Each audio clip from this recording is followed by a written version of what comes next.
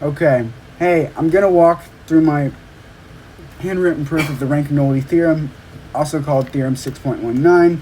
This is for my linear proof assignment and also counts for my A2 check as well as a linear proof, because I'm going to talk about the kernel, image, and how their dimensions add up to their size, to the size of the space we started in. If you're watching, you can follow along with my notes. I'll go slow and explain what each step means. So, step one, what are we trying to prove? Right here, the theorem says rank of t plus nullity of t equals the dimension of v.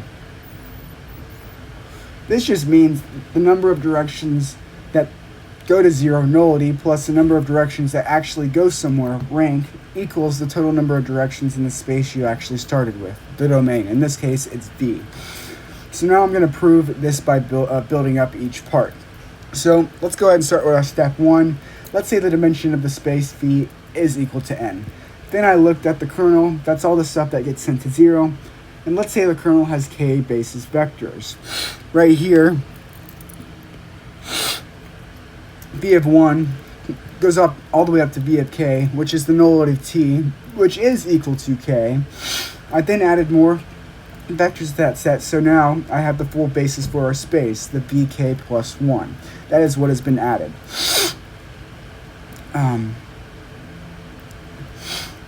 This is just saying I started with the kernel and I filled in the rest to make the full space. Okay? So now what happens to the rest of the vectors? Now I only look at the ones not in the kernel. vk plus 1, comma, dot, dot, dot, comma, vn. Right up here. I plug in those transformations, t, vk plus 1, that goes all the way up to t, v of n. So now I can have a set of outputs, and I call that our c right here. And that's step 2. Now I'm going to show that the set I'm going to show that the set spans the image and is linearly independent, meaning it is a basis. So why does c span the image? Let's go ahead and explain that. So I take any vector v that is an element of v, and this means that v equals c1 v1 plus dot dot dot plus cn vn, stated right here. And then we're going to apply t to this, which makes this funky little formula here. But the first k term vanishes. They're 0, because those vectors are in the kernel. So I'm left with this right down here, which should be on our next page. This shows that any output can be written using the set, so they span the image. This is proven right here. Now, why is c linearly independent? That is our next step, okay? Now I say, what is the combo of these t, vk plus 1 that goes all the way up to t, vn, give us 0? This would mean that the vector is in the kernel, the 0 vector, which is stated right here. But we choose these vectors specifically not to be in the kernel, so the only way for this to happen is to actually set it equal to 0, which is stated right here. This proves linearly independent, so number 1, they span the image. Number 2, they not span linearly independent, they are linearly independent, so therefore they form the basis for the image. Yay. So let's go ahead and wrap up the proof. Now that we know there are k kernel vectors and that there are n minus k image vectors, nullity of t will equal k, rank of t will equal n minus k, which then gives us this equation here, very beautiful, where n minus k plus k is equal to m, which is equal to the dimension of v. Therefore, this proves the rank nullity theorem. I'm hoping this made sense to you. It made sense to me. It took me a few times to even record this to understand this, but this is the theorem proven to you. Now let's go ahead and walk through an example. Let's say let t, v mapped to w be a linear transformation.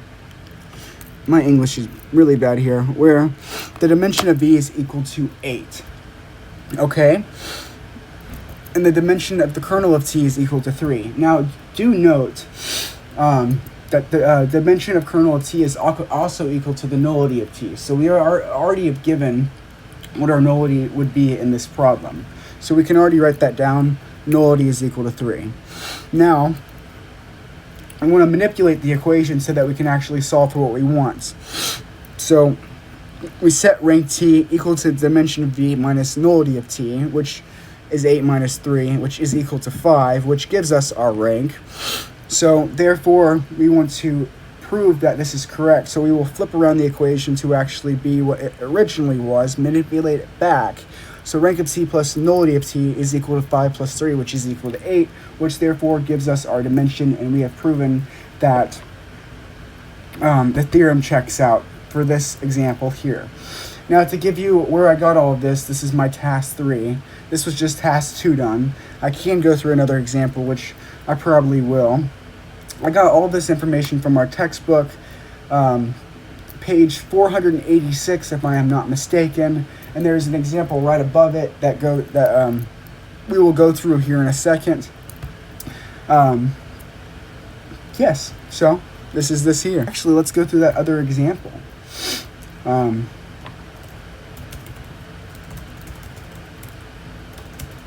Let's go ahead and find the page in the textbook. Bear with me for 1 second.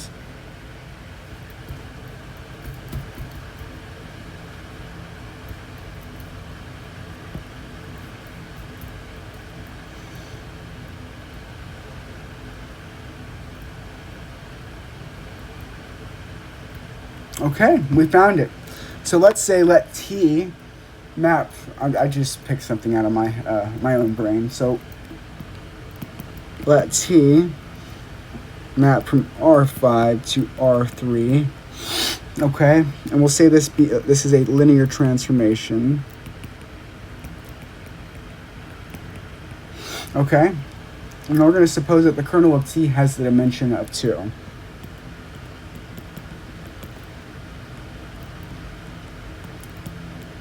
Which is also denoted as our nullity. So since the nullity is defined as the dimension of the kernel, we are told that, number 1,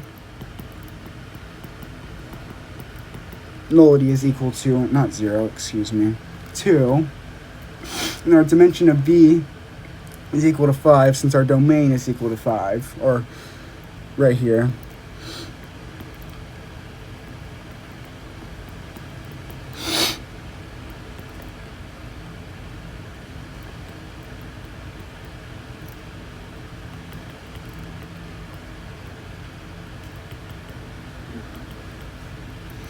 So, rank of t equals dimension of v minus nullity of t, which is going to be 5 minus 2, which equals to 3. So, we have found where our rank is. So, we're going to verify this by plugging in to our original equation. Rank of t plus nullity of t equals equal to the dimension of v, which will come up here and do 3 plus 2 is obviously equal to 5, which is proven. So therefore, the rank nullity theorem holds.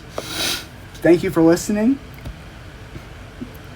We have proven this, and we'll state this. So even though the outputs only land in R3, the domain was 5-dimensional, and therefore we can see how 2 of those directions collapse to 0, nullity, and 3 make it to the actual output, our rank, adding up to 5, the full space.